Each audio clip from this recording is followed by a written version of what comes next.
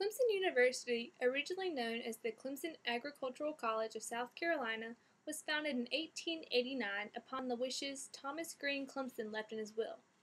According to the National Register of Historic Places, as the first college in South Carolina devoted to the scientific study of agriculture, engineering, and manufacturing, Clemson has helped lead the way toward making these disciplines a successful component of the state's economy and society.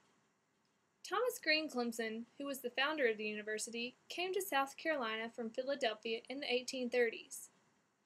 Upon his move to the South, Clemson observed the difficulties the farmers in the area were facing.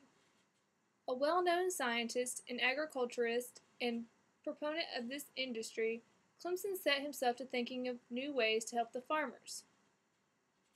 Clemson married Anna Maria Calhoun, the daughter of statesman and political philosopher John C. Calhoun. According to the National Register, Calhoun, who served as Secretary of War, Vice President of the United States, Secretary of State, and United States Senator in a public career spanning nearly 50 years, was one of the most prominent American political figures of the 19th century. The idea for the college originally came from Calhoun and was passed on to his son-in-law. Clemson became enthralled with the idea of opening an agricultural college, but was never successful with persuading others to go along with it during his lifetime. He left these wishes in his will, along with the Fort Hill mansion and $80,000, in order that his dreams would one day come true. They would rather quickly, in fact, 1 year after his death in 1889.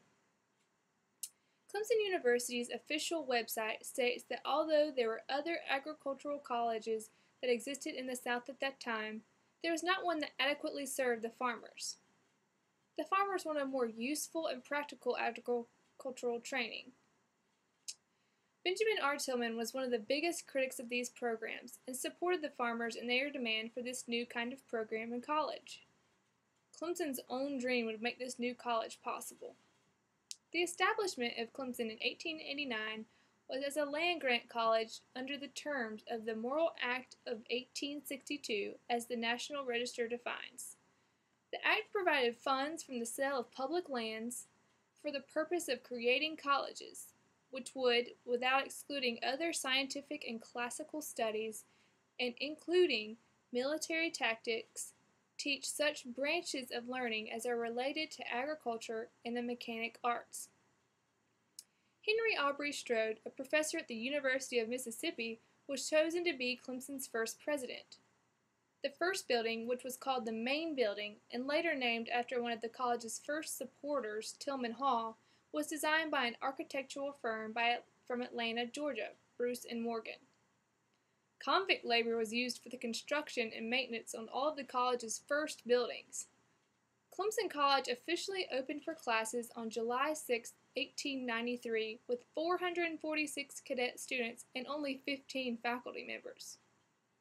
By the beginning of the 20th century and during the majority of the period 1889 to 1940, Clemson College was divided into the 6 following departments: the agricultural department, the mechanical, the chemical, the academic, the textile, and the military department. The military atmosphere on campus shaped the character of life at Clemson in its early years. Life at Clemson was regimented, restrictive, with military discipline designed not to make soldiers out of the cadets, but to teach them obedience to authority, punctuality, system, courtesy, and loyalty, according to the National Register.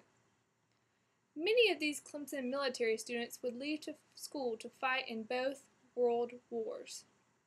After the Second War, Clemson moved from being an all-military male institution to a civilian co-educational college in 1955, as stated by the Manual for Clemson's Board of Trustees. Clemson Agricultural College of South Carolina would cease to exist in 1964 and would become Clemson University. This change was made to reflect the broadening scope of the institution, which, in addition to its scholarly achievements, has had a colorful athletic history, winning numerous national championships in various sports. The campus has grown, the student body has changed, but the sense of time, place, and spirit that was and is Clemson has remained. Tradition and vision, they add up to Clemson, said President Emeritus Robert Cook Edwards at the university's centennial celebration in 1989. This statement has always and will always remain true, and that in itself is a tribute to Thomas Clemson and all those that made his dream come true. I would know, because I have experienced this dream as a Clemson University student.